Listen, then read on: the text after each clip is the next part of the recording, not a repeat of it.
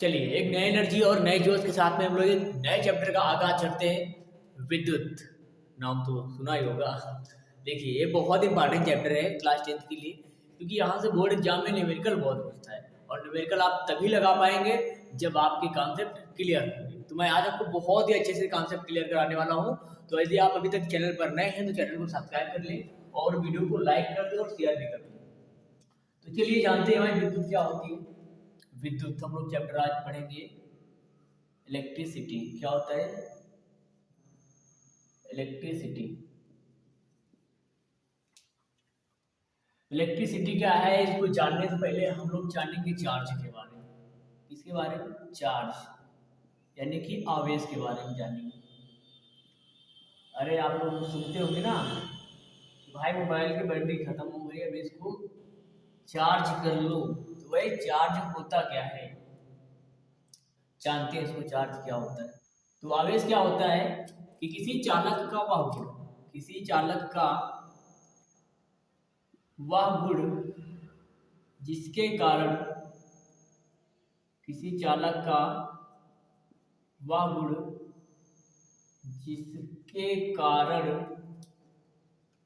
वह वह वैद्युत व वैद्युत व चुंबकीय वैद्युत व चुंबकीय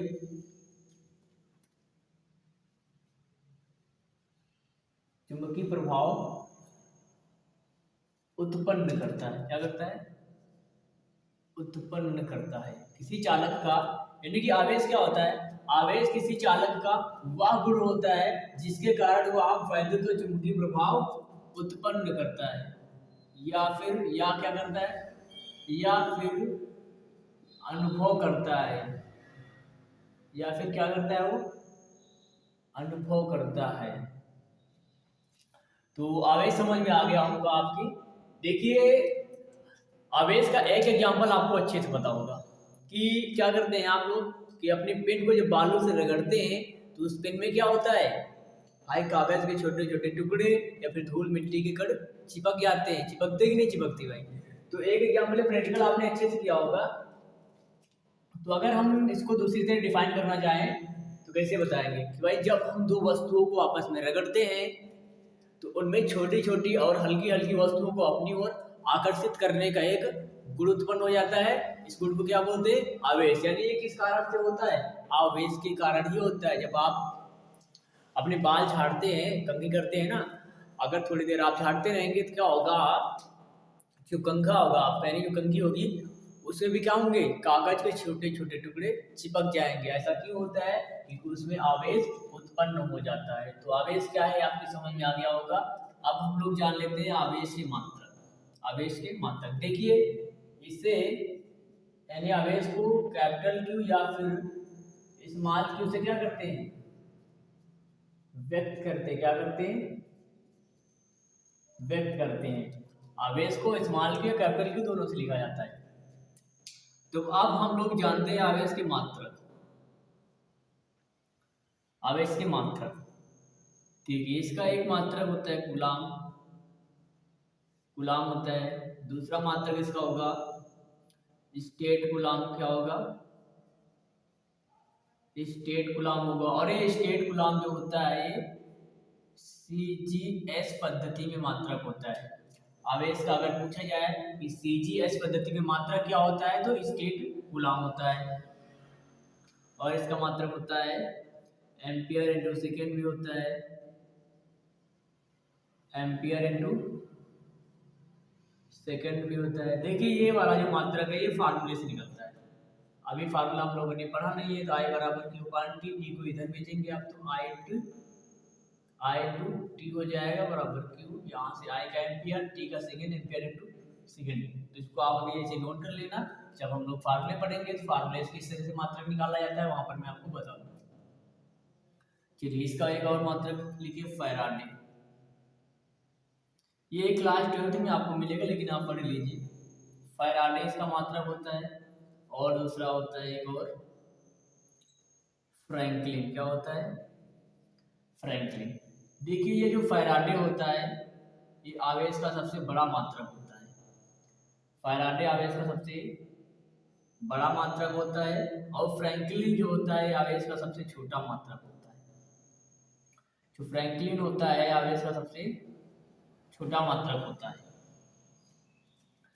तो ये मात्रक जो है इनको नोट करिए आप। फिर हम लोग समझते हैं कि एक कूलाम बराबर क्या होता है। एक स्टार पॉइंट में लिखिए एक कूलाम बराबर, यानी कूलाम और स्टेट कूलाम में रिलेशन क्या होता है। वो एक कूलाम बराबर होता है 3 × 10⁹ स्टेट कूलाम। 3 × 10⁹ स्टेट कूलाम होता है। और यहीं से अगर कभी कोई क्वेश्चन पूछ लेता है कि एक फैराडे बराबर क्या होता है, एक फैराडे बराबर 96,500 कूलाम होता है। एक फैराडे बराबर होता है 96,500 कूलाम। तो ये दो इम्पॉर्टेंट पॉइंट यहाँ से बन गए। और भी इसके मात्रक होंगे, जैसे मिल जाएगा आपको मिली कूलाम मिल जाएगा, ऐसे छोटे छोटे मात्रक इसके मिल जाएंगे। तो ये कुछ इम्पॉर्टेंट मात्रक थे, इनको आप नोट कर लीजिए। फिर हम लोग अब समझते हैं आवेश के प्रकार, समझ लेते हैं। क्या समझेंगे? आवेश के प्रकार। आवेश के प्रकार, आवेश कितने प्रकार का होता है। देखिए बहुत सरल है। एक चैप्टर मैंने क्या बताया आपको कि कॉन्सेप्ट ही मेन है चैप्टर में। अगर आप कॉन्सेप्ट नहीं समझ के चलेंगे तो दिक्कत होगी आपको न्यूमेरिकल में। वैसे यहाँ पर तो अभी कुछ कॉन्सेप्ट नहीं है, कुछ वैल्यूज है जिनको आप लिख लीजिए और मात्रा है। अभी आगे कॉन्सेप्ट मिलेंगे तो फिर हम लोग देखेंगे वहाँ पर। तो आवेश के प्रकार में लिखेंगे कि आवेश 2 प्रकार का होता है। कितने प्रकार का होता है? 2 प्रकार का होता है। आवेश 2 प्रकार का होता है। पहला होता है धन आवेश। धन आवेश, इसको धनात्मक आवेश भी बोलते हैं, धनात्मक आवेश। और दूसरा होता है ऋण आवेश। ऋण आवेश, इसको ऋणात्मक आवेश भी बोलते हैं। नेगेटिव चार्ज, ये पॉजिटिव चार्ज और नेगेटिव चार्ज, तो इसको भी नोट करिए। और अब यहां से आपको कुछ इंपॉर्टेंट पॉइंट लिखने हैं कि भाई प्रोटॉन, क्या प्रोटॉन, प्रोटॉन पर कौन सा आवेश होता है? प्रोटॉन पर होता है धन आवेश। प्रोटॉन पर होता है धन आवेश। और इलेक्ट्रॉन पर कौन सा आवेश होता है? तो इलेक्ट्रॉन पर होता है ऋण आवेश। इलेक्ट्रॉन पर होता है ऋण आवेश। एक पॉइंट और लिख लीजिए, अल्फा कण। अल्फा कण 2e होता है, 2e।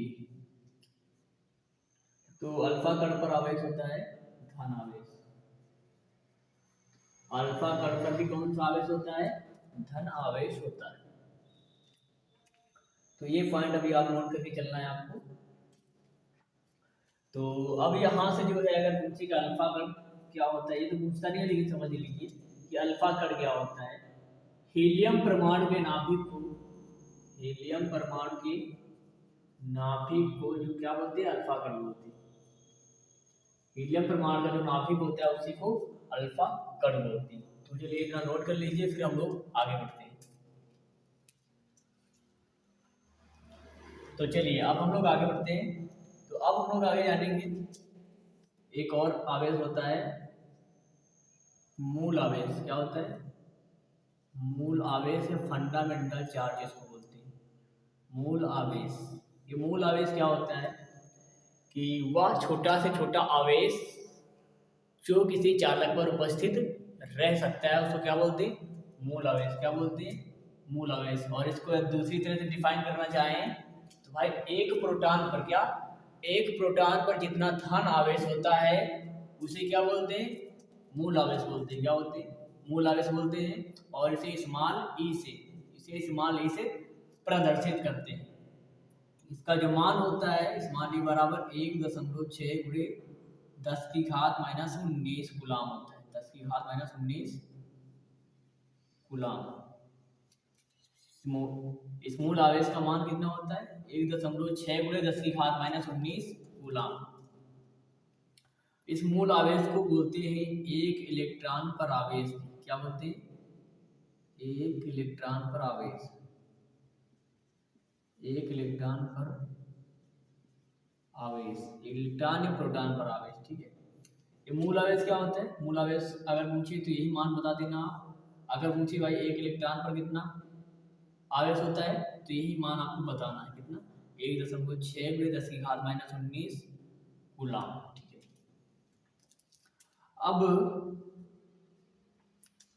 अब क्या होता है कि आपको ये पता होना चाहिए कि ये इलेक्ट्रॉन क्या होते हैं, ये इलेक्ट्रॉन क्या होते हैं और क्या होते हैं प्रोटॉन क्या होते हैं, ये आपको इनके बारे में पता होना चाहिए।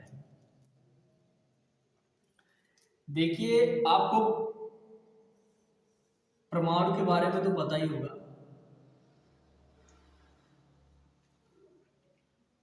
इस परमाणु के बीच भाग में क्या होता है?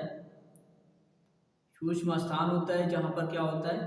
धन आवेश होता है। क्या होता है? धन आवेश होता है। परमाणु के भीतर एक सूक्ष्म स्थान पर क्या होता है? धन आवेश होता है, और इस धन आवेश को क्या बोलते हैं? नाभिक बोलते हैं। क्या बोलते हैं?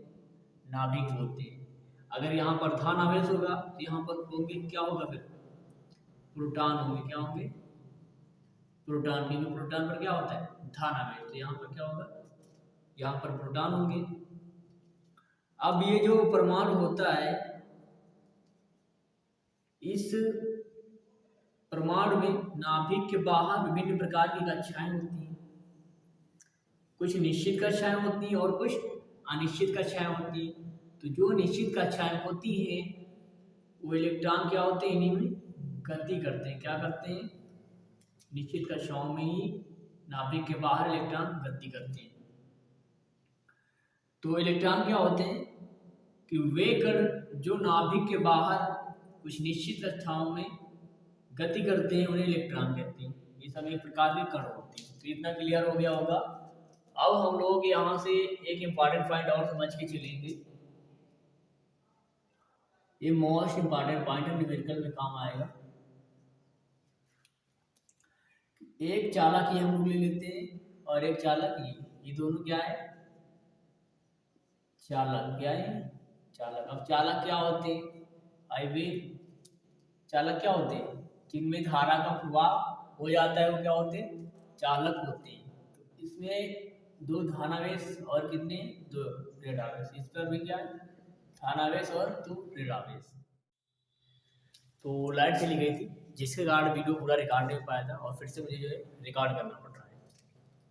तो हम लोग एक नोट पॉइंट पढ़ रहे थे कि अगर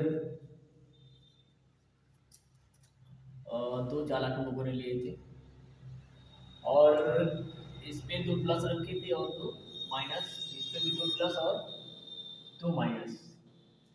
तो यहाँ तक समझा था कि अगर इस चालक से दो इलेक्ट्रॉन निकल करके इस चालक में चले जाएं, इस चालक में क्या हो जाए? चले जाएं, इस चालक में क्या होगा? सिर्फ दो प्लस बचेंगे। प्रोटॉन कहीं नहीं जाते हैं ना, तो ये प्रोटॉन यहीं पर रहेंगे। ये इलेक्ट्रॉन निकल करके इधर जाएंगे, तो दो प्लस और दो माइनस माइनस है, दो माइनस और जाएंगे। ठीक है, अब देखो इधर, तो इधर केवल धन आवेश बचा ना, यानी प्रोटॉन बचा, और प्रोटॉन पर होता है धन आवेश। तो ये चालक कैसा हो जाएगा? धन आवेशित हो जाएगा। क्या हो जाएगा? ये चालक धन आवेशित हो जाएगा। और इस चालक पर देखो इलेक्ट्रॉनों की संख्या ज्यादा है, इलेक्ट्रॉनों की संख्या ज्यादा है, तो ये चालक जो है ऋण आवेशित हो जाएगा। ये चालक ऋण आवेशित हो जाएगा। तो अब यहाँ पर देखो इलेक्ट्रॉनों की संख्या कितनी? 4। इधर देखो प्रोटॉन कितने? सिर्फ 2। तो यहाँ से आपको एक पॉइंट ये समझ के चलना है कि अगर कोई चालक धन आवेशित है तो उसमें क्या होगा? इलेक्ट्रॉनों की कमी होगी। इसमें इलेक्ट्रॉन नहीं है ना, इलेक्ट्रॉनों की क्या होगी? कमी होगी। और यदि किसी चालक पर ऋण आवेश है, यानी चालक अगर ऋण आवेशित है तो उस चालक में इलेक्ट्रॉनों की क्या होगी? अधिकता होगी। क्या होगी?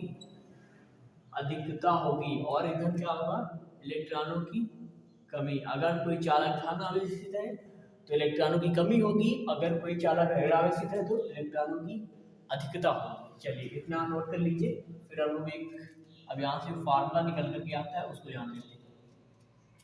तो यहाँ से जो फार्मूला मिलता है कि अगर जो है